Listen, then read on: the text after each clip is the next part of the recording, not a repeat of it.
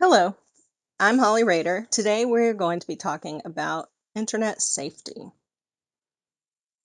There's a lot of information that we're going to cover today, so let's go ahead and get into it. All right, first thing we want to talk about are passwords. See if I can get started right. Um, Before we talk about what passwords we should use, let's talk about some we shouldn't. We have a list here of several different options that are not good ideas to use for passwords because lots of other people use them. For instance, the password.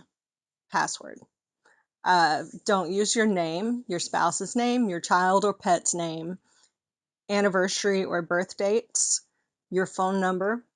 You also shouldn't use letter sequences or number sequences such as A, B, C, D, E, F, G, 1, 2, 3, 4, 5, 6, 7.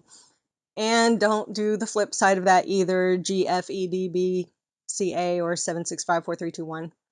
Also, refrain from using just a continuous string of the same numbers or letters, such as 1111, 2222, AAA, ZZZ, things like that. These are easily guessed and easily hacked passwords.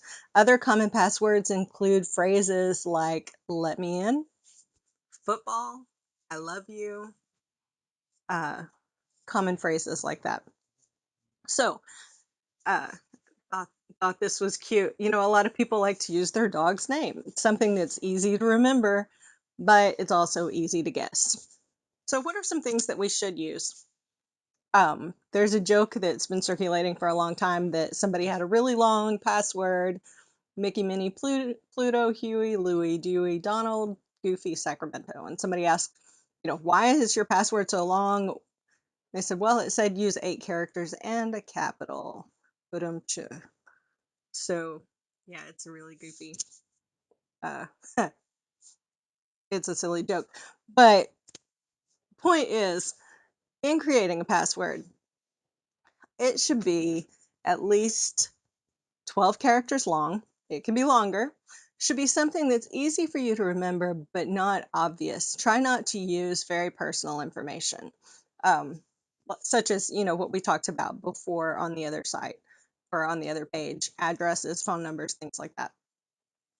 And when creating your password, remember that some sites do allow spaces within. Um, Most of the sites will tell you what kind of password you need, what it has to have. Like it may have to have at least um, 8 characters. It might have to have a special character like the at sign or ampersand, percent sign, something like that. Um, a combination of both capital letters, lowercase letters, numerals, and letters. Um, so I don't know, I just threw a couple here that might be examples of something that you could use. Um, Call me Ishmael at page 01. That would be easy to remember because it's the page that it's a quote. So if it's a quote that you like, you could combine something like that. Um, I listen to 80s rock. Of course, you'll notice I don't have any. Well, yeah, I do have a capital there. There's no really special uh, characters in the second password option. So you may have to play with it just a little bit to find something that does work for you.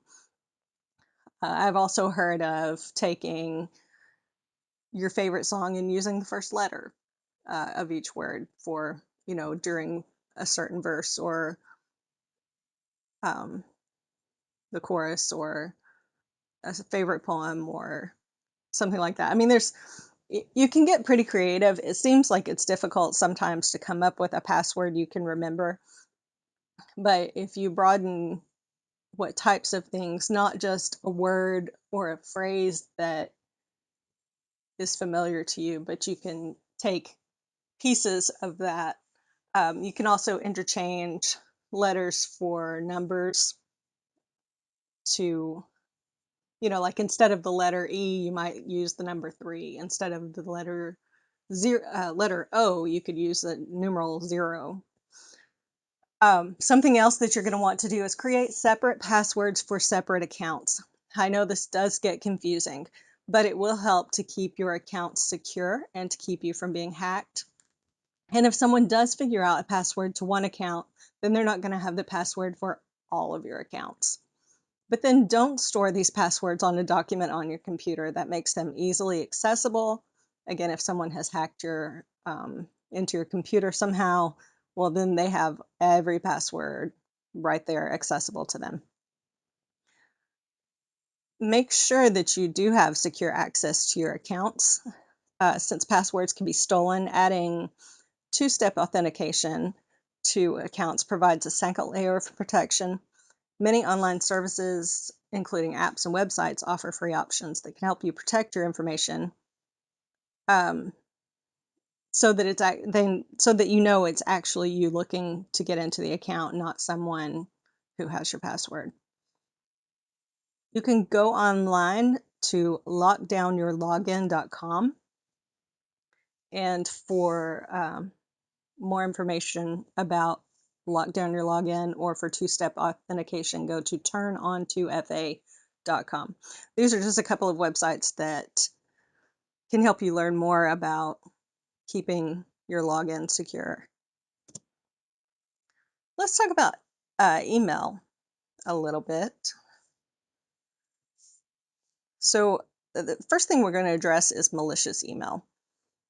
I don't know if you're like me, but I have so much nope I have so much email that comes into my accounts daily. It's hard to keep up with it, and it can get confusing because there's so much coming in. If I don't pay attention to each one, it's hard to know sometimes what is truly an email for me and what is just a malicious email.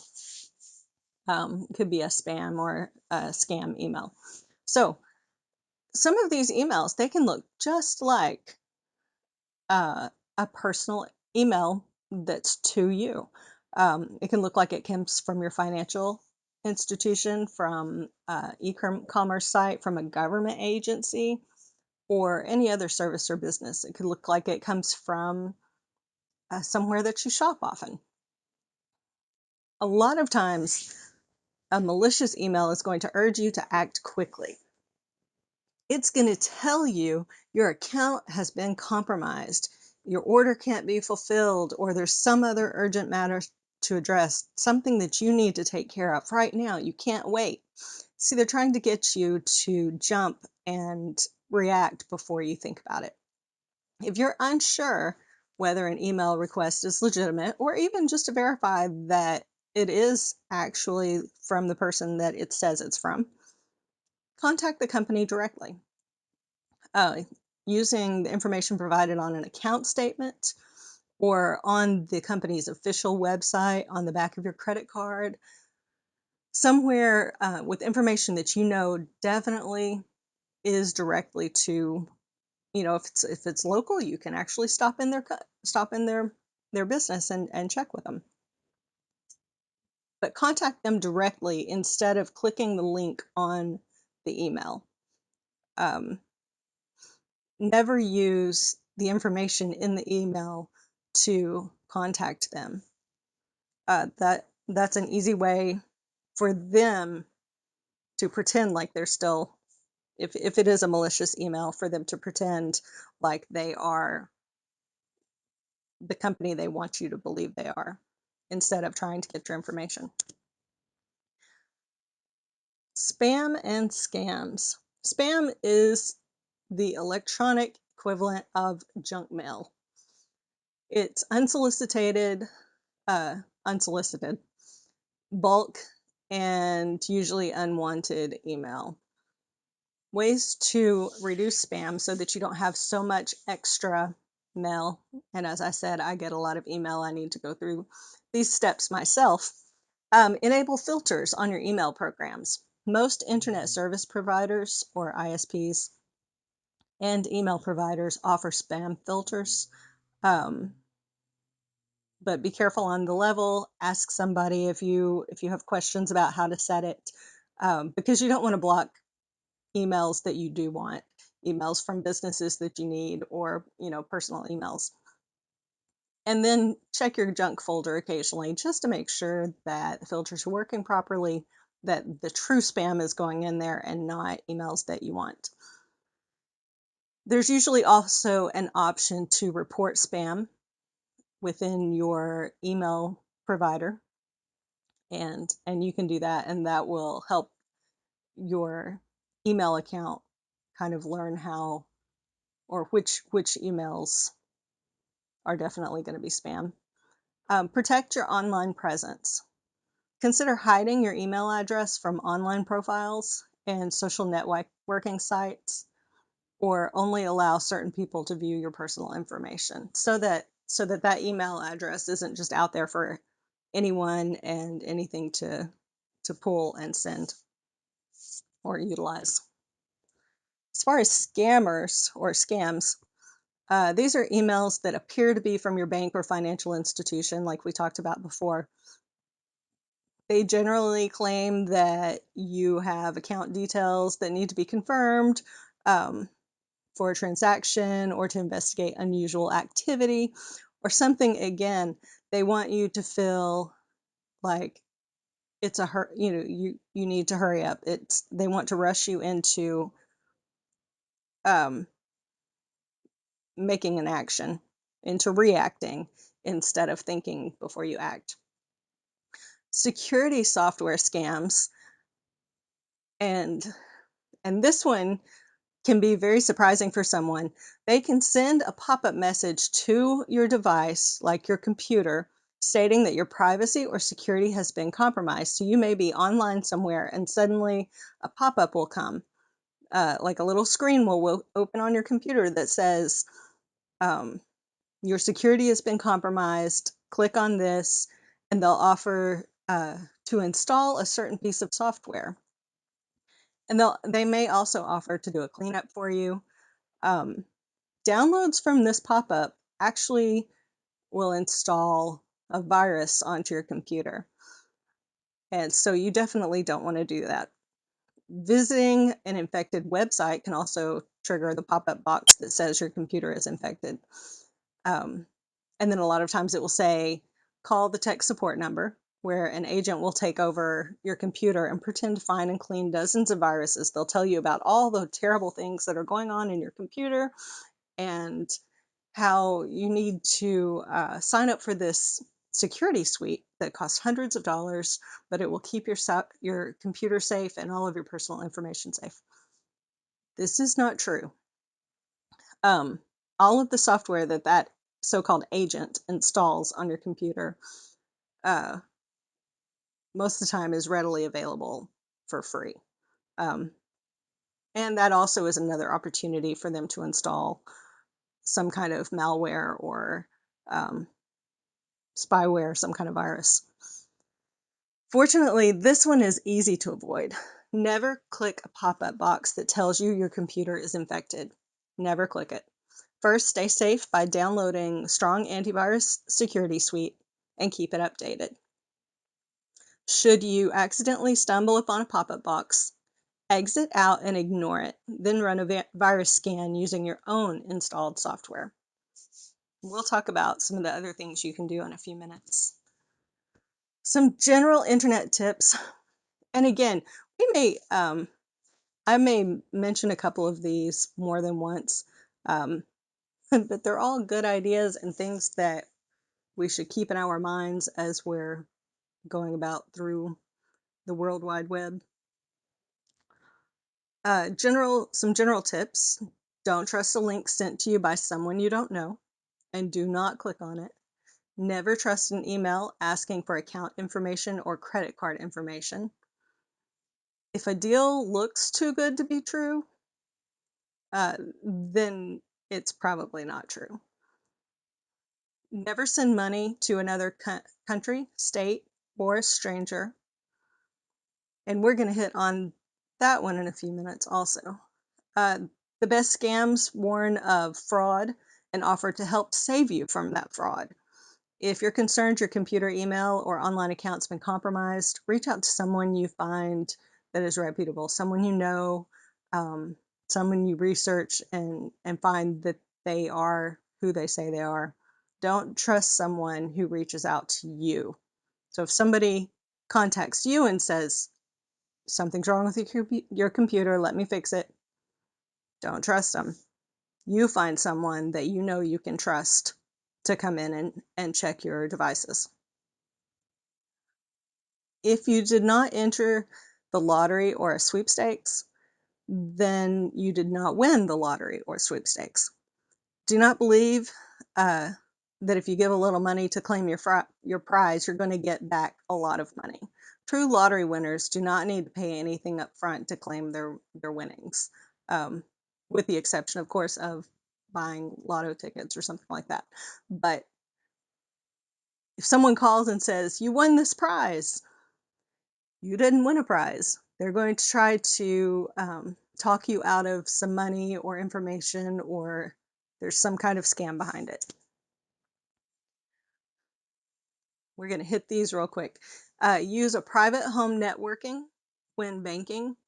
Um, when you're on on public Wi-Fi, it's hard to know who might be able to see your information, who might, be savvy about the technology and know how to go in and see what other people are doing. So try to only use your private home network or using your phone for a hotspot, something that goes through you. There's also something called a VPN, a virtual private network, and that you can talk to someone who does, um, you know, internet technology and learn more about that. But your information will go through that instead of being readily available for anyone who's looking for it. Um, if you do believe that you have been hacked or that someone has gotten into your information, determine what was stolen. Check your bank account transaction history for discrepancies. Check your credit card. Well, I say credit card report, but check your credit report to see if any new credit cards or loans have been taken out in your name, um, and figure out how much you've actually lost financially if this happens, because that will be useful in making a police report. One of the very first things you're going to want to do is change all of your passwords. Um, if you're not in the habit of regularly changing passwords, I know it's a pain, but it's a good idea to start doing that. Change passwords to all your online accounts as well as your computer system. Regularly change those so that they don't all stay the same. Run a security cleanup on your system with the antivirus.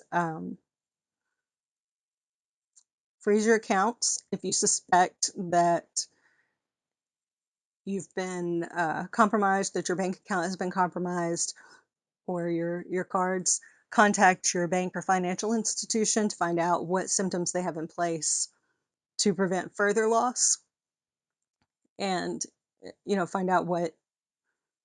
Just talk to your bank, find out what can be done. Do file a police report.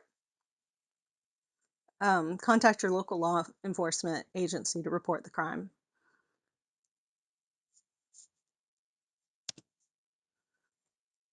Ways to spot a fraud, or some ways anyway, to recognize legitimate websites. When you're online, ensure that every website you interact with is legitimate, and there are a few things you can do. Make sure that it has an HTTPS tag in the name at the top of your screen. I wish I'd thought to put a graphic of that, but on your browser where you type in the www.thiswebsitename.com, whatever it is, on the left, over to the left in that same, it would say HTTPS colon and then into the www. If it has the S behind it, that's usually more secure than the HTTP tag, especially if you are entering payment information.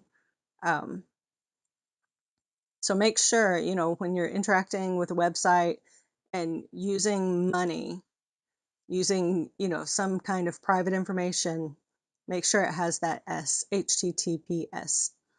A safe website will also display a green padlock icon to the left of the website's URL. And that's again where I was just talking about up on the browser in the very top where you type in your website address or the URL, look for the green padlock icon. Finally, check the spelling of the web address. Fake websites often change a tiny detail to look like a different website. This could be as simple as replacing an O with a 0, or a simple misspelling of a name. Also, the end of the web address. If you are just for interest, well, my brain just completely quit there. One idea is if you are going to a government site, make sure, like Tennessee.gov, tn.gov, make sure that it is .gov and not .com, because that will take you to an entirely different place. So make sure the entire address is correct in your web address when you type it in or click on it. Some other things just to point on: romance scams and catfishing scams are another thing that have popped up recently. This year alone, and I want to say, I believe this information, I've got it listed later on. I think it was maybe Internet Safety 101. We'll touch on it in a few minutes. I got a lot of this information from these two websites. There were some other places that I pulled some of all of this. Like I said, we'll talk about that or see where it came from. But this year alone, in 2,900 cases, have cost over $20 million in the way of romancing and catfishing. It's an effective scam that people of all ages fall for. A romance scam involves an individual being conned by someone pretending to be their partner. The scammer will create a profile of a young person and reach out to other individuals. They will slowly talk to their victim, building trust and a relationship. Eventually, they'll start asking for money for small things, for basic needs, and slowly con victims out of their money. I need help with this one little bill, or my car, I need some repairs done or something. And then eventually it adds up to quite a bit of money. And of course, they probably are doing this to multiple people at one time. So it's pretty good living for them. But it's kind of a terrible way to do it. Here's some things to look out for, some warning signs. If your partner or this person that you're in a relationship refuses to talk on the phone or won't take pictures or send you pictures. So if you've been talking to someone online but they won't talk on the phone, relationship gets too serious too fast and they start asking for money. If their social media profiles are bare or newly created, everything starts with an excuse. It's not always easy to spot these romance and catfishing scams. They often play out like real relationships. The number one defense is common sense. So just be aware. I know a lot of people do this, and that's fine. I mean, as far as meeting people online, but be aware and just keep your eyes open for some of these warning signs. Another thing that's growing are grandparent scams.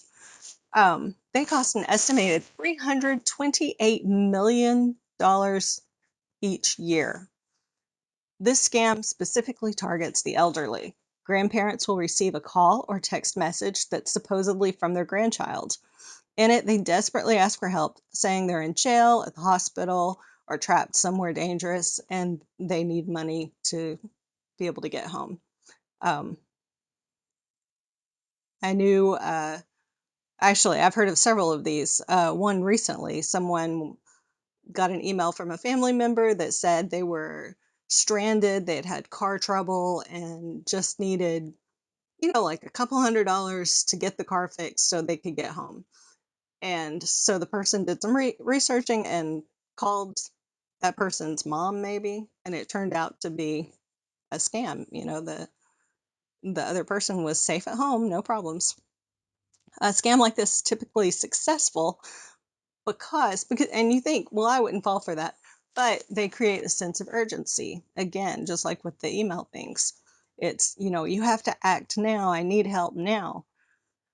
According to the FTC, individuals over the age of 70 have suffered the highest average losses to it. Here are a few things you need to know to help you spot this scam. One of the first things is see what payment method the caller requests. Western Union, a gift card, or a wire transfer are red flags. Um, when they say, I need a gift card for such and such. In fact, and I had almost forgotten about this, I got a message from my father recently from on Facebook or on Facebook Messenger, and it said that he had been at the library, which he likes to do, so that sounded normal. And then he asked me for a gift card. And I immediately thought, well, that's odd because that's not something my dad would do. And of course, it turned out to be a scam. His Facebook had been hacked.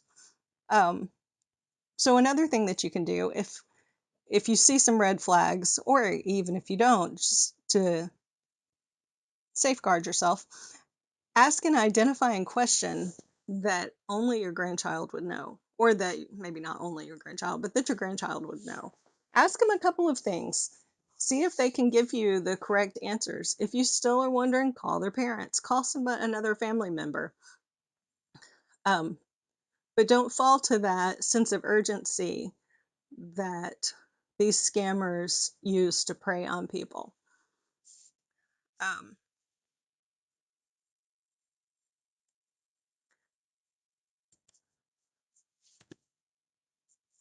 let's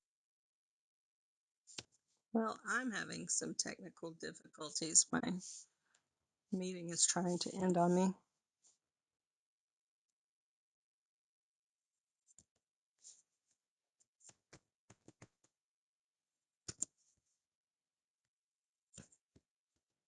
Okay, I think I am back on track. Some tips for avoiding being a victim in any of these. Don't reveal personal or financial information in an email, and do not respond to the email solicitations. Check your security of the website. Pay attention to the website address, the URL. If you aren't sure if an email request is legitimate, try to verify it by contacting the company directly. Uh, Contact the company using the information provided on an account statement, not information provided in an email. You can check out the Anti-Phishing Working Group right here to learn about known phishing attacks and or report phishing. And that some research into this kind of thing will help make you more prepared in case someone approaches you with one of these scams. Also, keep your machine clean, your device, your computer, your smartphone, tablet. Keep them up to date to reduce the risk of infection. Okay, so shopping online. Think before you click. Beware of ads encouraging users to click on links. Um, Don't immediately click on the link if it looks like a good sale. Oh, this or this store's having a big sale, but you have to click now. Go directly to the company's website to verify that the offer is legitimate. Don't click on the links or the pop-ups um, to go get the sale. Do your homework. There are a lot of fake e-commerce sites that look like real companies. Um, Instead of just going and shopping from these companies, read reviews, hear what others say about the merchant, look into them and see if it is a reputable or a real company before doing business with them. Look for a physical location, see if they actually have, a brick and mortar location. And of course, not all businesses do, but um, you can usually find some way to find out if they're real instead of sending them money. You can also call them a lot of times, find a phone number and call them directly to find out.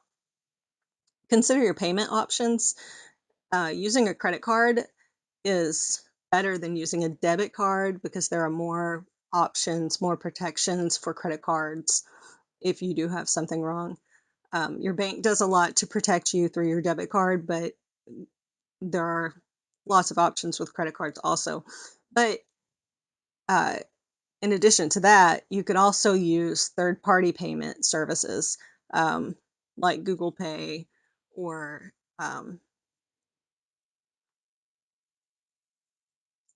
some of the other third-party like that. Watch what you give out, what you give away, and that's by what referring to the kinds of information collected to complete your transaction. If the merchant is requesting more data than you feel comfortable sharing, cancel the transaction. You only need to fill out the required fields at checkout, and you shouldn't save your information, your payment information in your profile. If the account auto saves it after the purchase, go in and delete the stored payment details.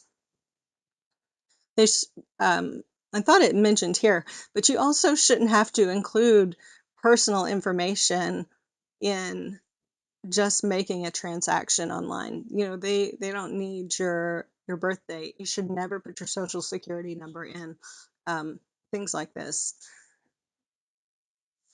Keep tabs on your bank and credit card statements. Continuously check your accounts for unauthorized activity. Good record keeping helps keep up with managing cybersecurity. Be sure and log out of apps and websites when you're done using them. And again, this one goes along with the keeping tabs on your information, on your personal information. Make sure the required information is reasonable and necessary. No one needs your social security number or your birth date to make a sale. Um,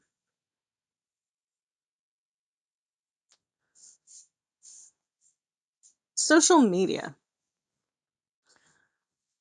The internet can be an excellent way to find friends, keep in touch with family, and be an active part of the community. Keep a few things in mind to make the most of the experience. Everything you post is permanent.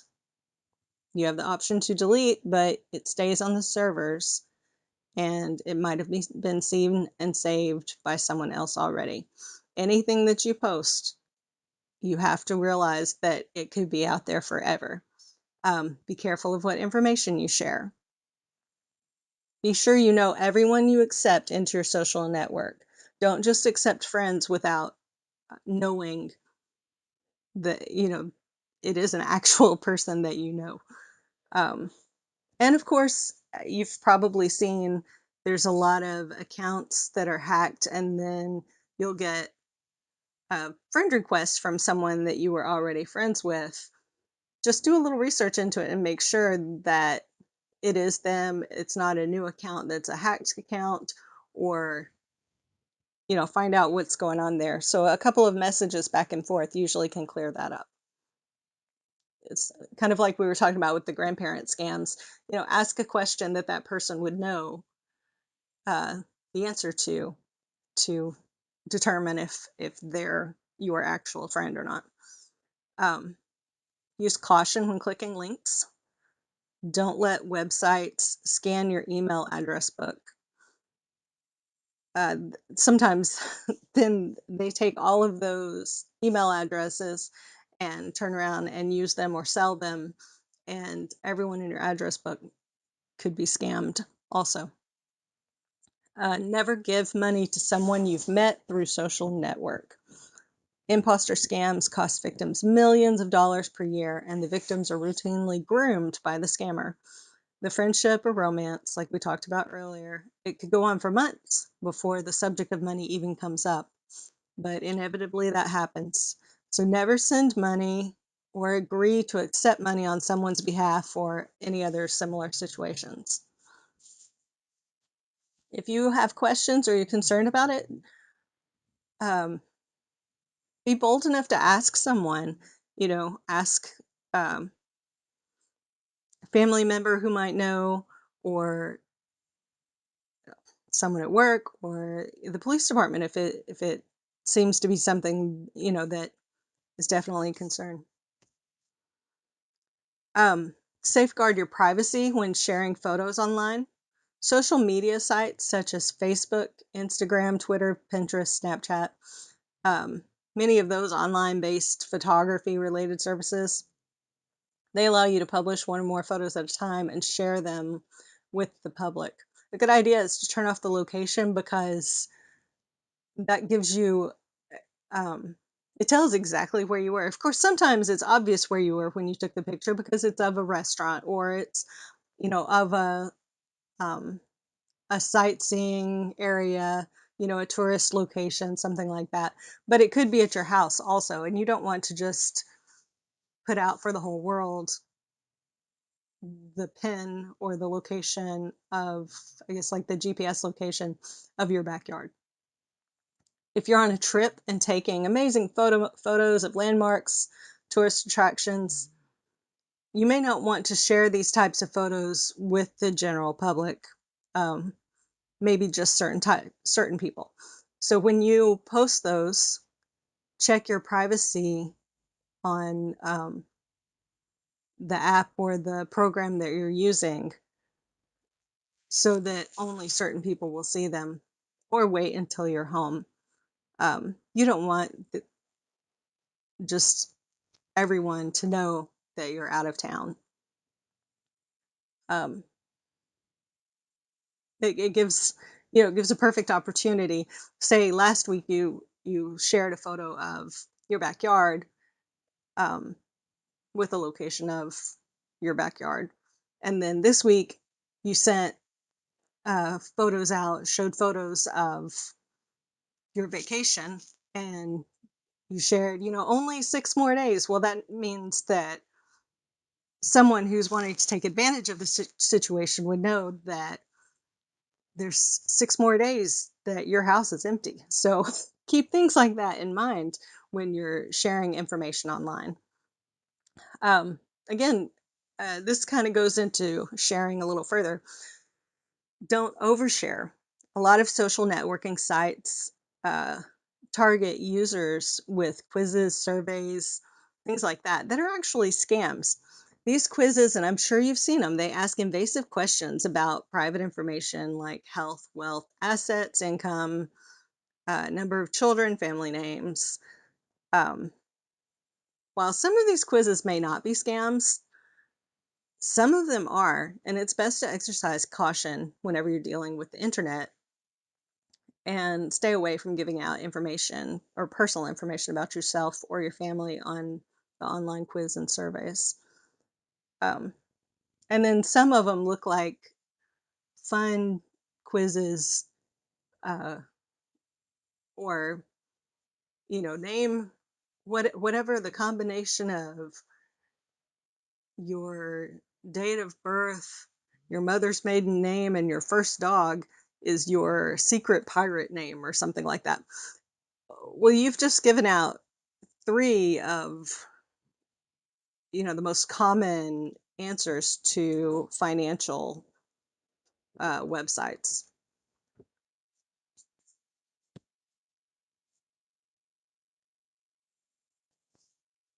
Okay, some other things that we're going to hit on before we end today.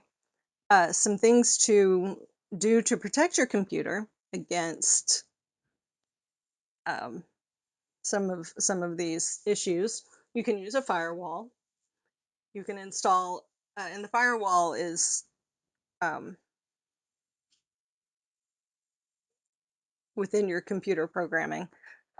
Install an antivirus program. There are some free ones like Avast free antivirus, Microsoft Windows Defender, AVG antivirus. Make sure that and also Norton is not free, but it's one of the common ones that you may have heard of. That's another kind of antivirus. Make sure whatever software you're using is regularly updated and running the latest version to keep you the most protected. You can install ad blockers that help keep some of the scam pop-ups and ads installing on your computer, or um, let's see, if you move on down to nearly the bottom, the best free ad blockers are AdGuard for Chrome and Firefox, Ad Remover for Chrome, Ghostery for Chrome, uh, Firefox, Opera. Anyway, that list. And I'm saying these are the best, but this is not my information again. This comes from Internet Safety 101 and safetydetectives.com. Other things to protect your system against are spyware, and Windows users can download Microsoft malicious software removal tool from the Windows Download Center, and then Windows and Mac users can both use something like Malwarebytes. So if you need to get some of this information, you can also do searches online to find these. Just research them thoroughly to make sure what you're looking at. Finally, remember these tips to keep your web surfing and social media experiences safe. Don't visit, and your email, let's throw that one back in too. Don't visit unsafe websites. Ignore emails from unknown senders. Protect your private information. Keep your email out of hands of predatory marketing companies. Keep your antivirus up to date. Don't keep passwords saved in a document on your computer and change them regularly. And perform routine virus scans. Thank you so much for being with me today. I hope that you have learned something. I hope that I didn't speak too quickly. I knew there was so much information and that we were going to run out of time. And I hope that you have happy surfing, safe web browsing, and not a lot of spam email. Have a great day.